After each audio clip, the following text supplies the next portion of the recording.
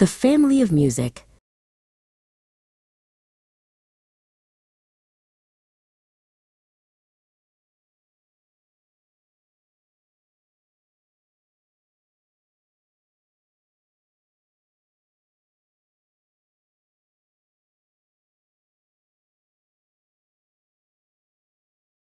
Music is the apple of the world's ecstatic eye, an elating phenomenon that thrives beneath a sapphire sky in every corner of the globe. No infantile efforts are found in this magnificent gathering, where harmony is paramount and the air is thick with the scent of creativity and resonance. Kazuo the flute, a loquacious silver bird, maintains her body to a superior shine, her tone an exquisite exhalation of grace and silver-threaded light. She would never exacerbate a mood or intentionally incense a peer, for she knows that on borrowed time, every melody is dear, and every breath is precious. To infuriate the silence is her only goal, as she demonstrates the ecstasy that lives within the soul, spinning threads of sound that weave through the rafters. She is a beacon of woodwind brilliance, a shimmering testament to the power of breath and the precision of silver-plated keys. Beside her, Pip the piccolo is an energetic, juvenile spark, providing a complementary brilliance that avoids being an eyesore or an earsore in this grand auditorium. He is elated, never crestfallen or marred by a variable pace. He refuses to let any inconsistent note take up space or diminish the overall grandeur of the piece. Unfortunately, his tiny stature is often overlooked by the grand, yet his spirit is exemplary, the best in the land and the brightest in the sky. He does not confront or oppose the bigger wind's might, for his high-frequency exhalations are a source of pure, unadulterated light that pierces through the thickest orchestral textures. Pip is like a hummingbird of sound, darting between the notes with a manual dexterity that leaves the atmosphere charged with kinetic energy and joy. They are like two peas in a pod, though vastly different in physical size, as they begin an energetic ascent into the sapphire blue without any erratic cries or discordant disruptions. The woodwind section is a verdant garden of sound, where growth is a constant, elating phenomenon and the flowers of melody bloom in an incessant chain reaction of auditory beauty. They maintain a standard of excellence that is far from abysmal, ensuring the atmosphere remains anything but dismal, even when the metaphorical clouds of silence threaten to descend. Their collaboration is a silver lining that banishes every musical fear, a demonstration of grace that bridges the gap between the earthly realm and the divine peaks of creativity. Under no circumstances would they allow the music to go pear-shaped or wander down south, for they are the guardians of the breath. Reed the clarinet is versatile and indispensable, a member whose rich range is second to none. He is never petulant, snobbish, or prone to run from a challenge. He maintains a consistent woodwind tone that is far from abysmal, ensuring the atmosphere remains anything but dismal as he navigates the complex registers of his ebony frame. He would never confiscate a solo or cause a cacophony to bloom. Instead, he fills every corner of the spacious rehearsal room with a warmth that is truly appetizing. Reed is the bridge between the high and the low, a steadfast soul who curates a scent of ancient woods and polished craftsmanship wherever he may go. His presence is a vital necessity, a rock that prevents a dismal void with his woody intensity and his unwavering commitment to the pulse.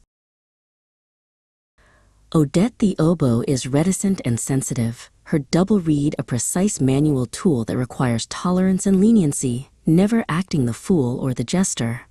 She avoids any deterioration of the melody, ensuring the sound remains appetizing and never sour or horrendously free in its wandering path through the orchestra. Her exhalations are controlled, a demonstration of grace as she takes her official place within the woodwind's embrace, her voice a piercing arrow of pure emotion. She is not a couch potato, though her movements are slow. She curates a scent of ancient woods and historical weight wherever she may wander through the staff. With a lack of ego, she performs with a steadfast heart, proving that her distinct voice is a crucial part of the art and a beacon of melodic clarity. Barnaby the bassoon is a modest giant and a humorous counterpart, rumbling with a loquacious voice that is far from appalling or horrendous in heart. He is the grandfather of the woods, his deep chestnut finish glowing under the limelight as he provides a foundation that is both sturdy and surprisingly agile. Barnaby is never incensed, even when the tempo goes the extra mile. He collaborates with an authentic, wide-mouthed smile and a resonant thrum that vibrates the floorboards. He is not a nuisance or a fish out of water, but a seasoned professional whose strings of notes are never tattered but always polished and concessional. His rumbling laughter is a hyperbole of delight, a sound that anchors the section and provides a base for the more flighty winds to soar upon. Harmon the saxophone, the bee's knees of the winds, refuses to be overlooked as his golden bell shines, never committing sins of sound or style. He is a versatile soul, capable of a velvet whisper or a boisterous shout, avoiding any malfunction or social alienation within the symphonic ranks. Together with his peers, he maintains a superior foundation, avoiding any dreadful malfunction or erratic cries that might disrupt the peace of the hall. He is not chalk and cheese when paired with the wood, but a complementary friend, casting a spell of gold and gloss through the vibrating, expectant air. Harmon is on the verge of greatness, with every brilliant note a superior southpaw of sound on which the listeners dote as he bridges the classical and the contemporary with ease. Behold Titus the trumpet, the most vocal and notorious of the brass, whose heraldry is an exhilarating burst that could wake the grass from its slumber.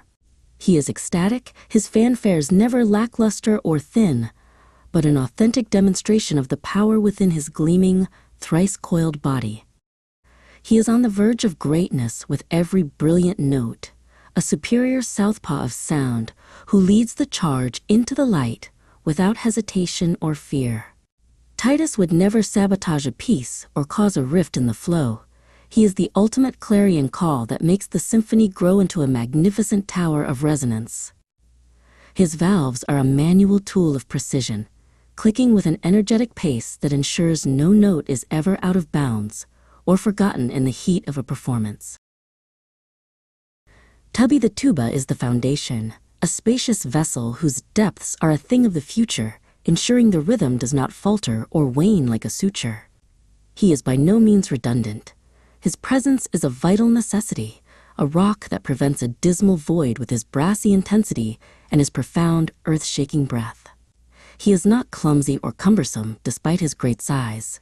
He is fit as a fiddle in the conductor's eyes and an indispensable anchor for the brass family. Tubby would never exacerbate a mood with an erratic cry. Instead, he provides a low-frequency exhalation that is a source of pure comfort and structural integrity.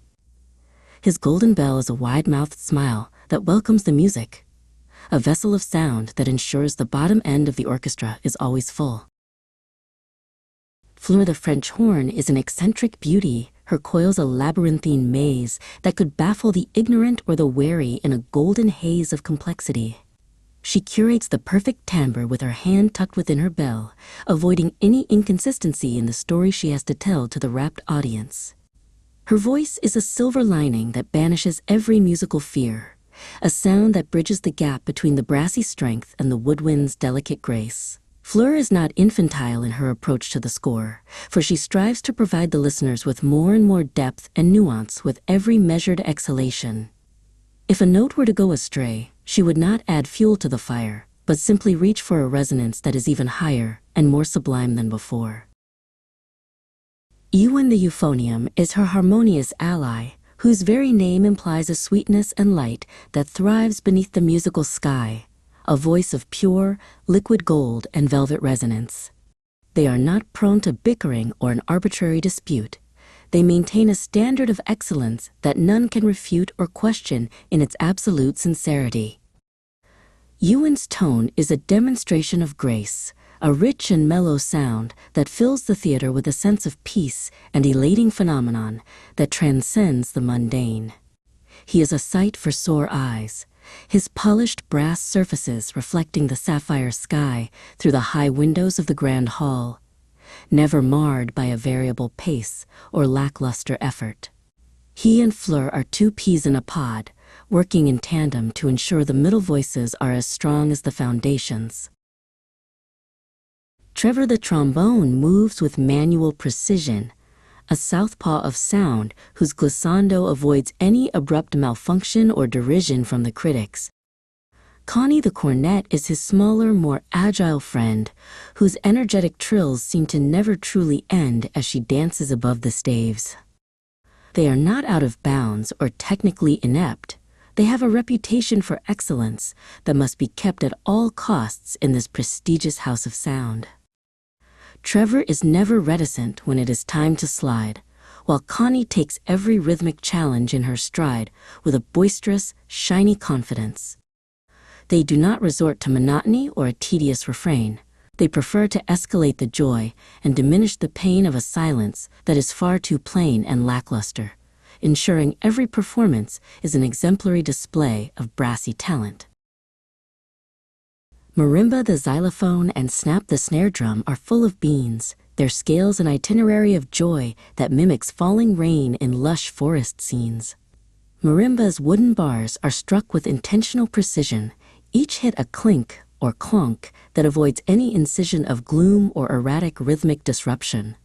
Snap is a boisterous fellow, his rat-a-tat, a relentless march that does not tolerate slack or a sabotage of the arching musical structure. They are not crestfallen or bereft of a sparkle today. They are the heartbeat that keeps the dismal shadows at bay with their rhythmic, incessant energy. Even when it's raining cats and dogs outside, they maintain a pace that is far from abysmal, ensuring the energy of the room is always at an ecstatic peak of percussive perfection. Tim the timpani are the kettle-shaped kings. Their boom, a hyperbole of thunder that meticulously rings through the foundations of the theater.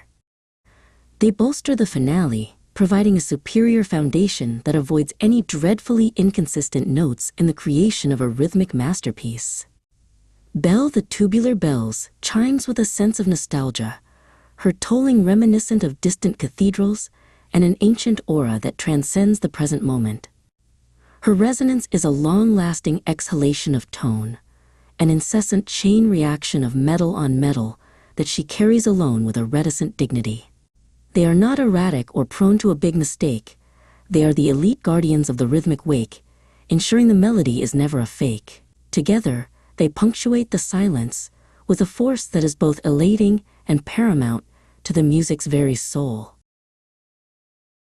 Lyra the violin is the apple of the world's eye, a loquacious leader whose sibilant bow is a silver streak in the sapphire sky of the hall.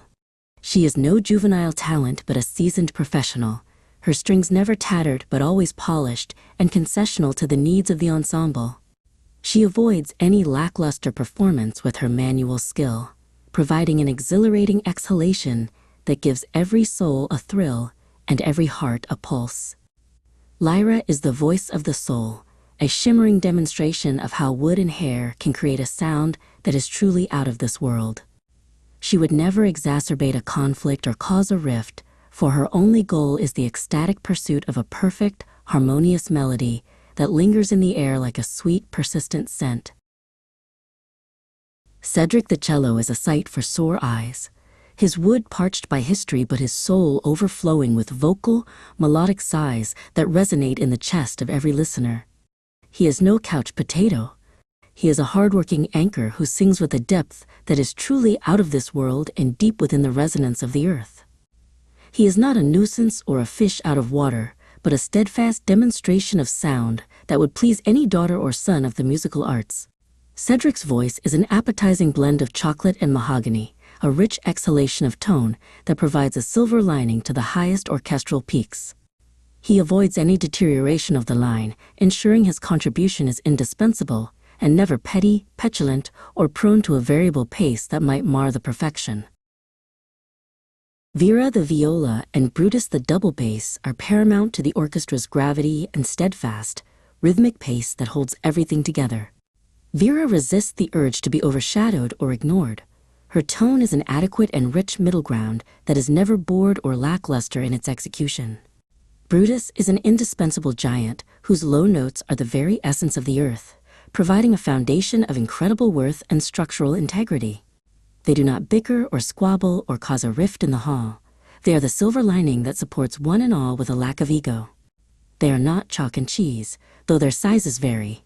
They are the anchors of the harmony, never light or airy but necessary for the symphony's very survival and its profound emotional weight. Octave the grand piano is the ultimate versatile machine, a king who sits on his throne with 3 legs and a manual sheen of mirror-finished black. Una the upright is his modest sister, whose keys are a demonstration of grace that has never missed a blister or a beat in her diligent practice. They are not snobbish, though they are superior in their range, with keys that are an oxymoron of black and white, never strange but always harmonious. They are masters of improvisation, who strike with a spectrum of emotion, causing an elating exhalation that creates a rhythmic ocean of sound. Under no circumstances would they cut corners or be inept. They ensure the standards of the family are always kept with a precision that is exemplary and beyond any form of reproach. Giles the guitar is a versatile traveler, his 6 strings a map of melody that spans from the classical court to the campfire's glow. Beside him, Suraj the sitar arrives as a distinguished guest, providing an exotic exhalation that passes all the tests across Asia and the global stage. They are not out of bounds or technically inept. They are the bridge between cultures, keeping secrets that have been meticulously kept for centuries in their strings. Giles is never crestfallen when the music changes style, for he is a southpaw of sound who can adapt with an authentic, wide-mouthed smile. Suraj's strings are a labyrinthine maze of resonance, an itinerary of joy that mimics the shimmering heat of a distant, sapphire-skied horizon. Their collaboration is a silver lining, a light at the end of the tunnel, showing how diverse voices create peace. Tabby the tabla drum beats with a manual precision that acts as the heartbeat of a rhythmic nation, never erratic or marred by a variable pace in his intricate percussive dance. Myron the microphone is the vocal conduit and silver-headed messenger, capturing every delicate nuance for the global passenger who travels through the elating waves of sound. In this world, nothing goes pear-shaped. The collaboration is a silver lining, and no instrument is ever dismissed or left pining for a moment of recognition. There is no anarchy, pandemonium, or bedlam in sight, only a light at the end of the tunnel that is a hyperbole of delight and a testament to universal unity. This is the family of music, a phenomenon that is truly the bee's knees, where harmony is paramount and the melody flows with ease, period, full stop. The final note is an exhalation of pure, ecstatic peace.